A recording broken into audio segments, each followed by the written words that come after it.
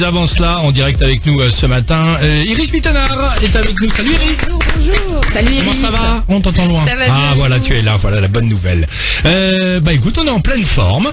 Iris, dimanche, c'est la journée internationale de tolérance zéro à l'égard des mutilations génitales féminines. On a décidé évidemment d'en parler ce matin. On te laisse la parole.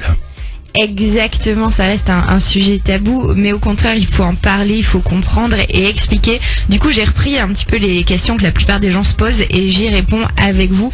Déjà, première question, les mutilations génitales féminines, c'est quoi?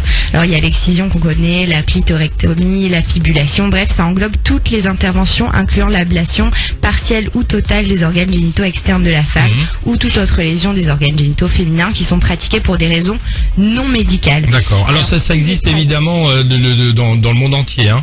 Ça existe dans le monde entier, oui. Ceux qui les pratiquent, souvent, c'est la famille, les amis de la famille et le corps médical. Et ça, c'est un gros problème parce que le fait que ce soit un personnel de santé, ça apporte une fausse légitimité et du crédit à ces actes qui sont dangereux. D'accord.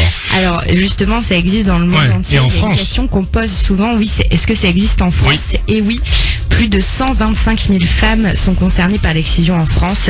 Et le chiffre a plus que doublé en 10 ans. Donc, ça reste un problème. Mais le pays où ça concerne 98% des filles, c'est la Somalie. D'accord. Alors, c'est un sujet important. Non, j'allais dire sujet important évidemment dont on parle ce matin. Comment on peut faire nous pour lutter contre ça?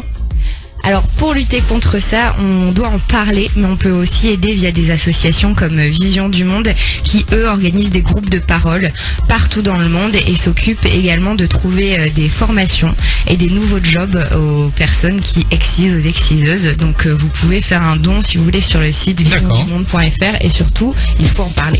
Eh ben très bien, voilà. C'était l'occasion nous aussi d'en parler évidemment ce matin avec toute l'équipe du Réveil Chéri FM. Bon, tout va bien? Tout va bien. Et ben voilà, en pleine forme. On voulait juste tracer.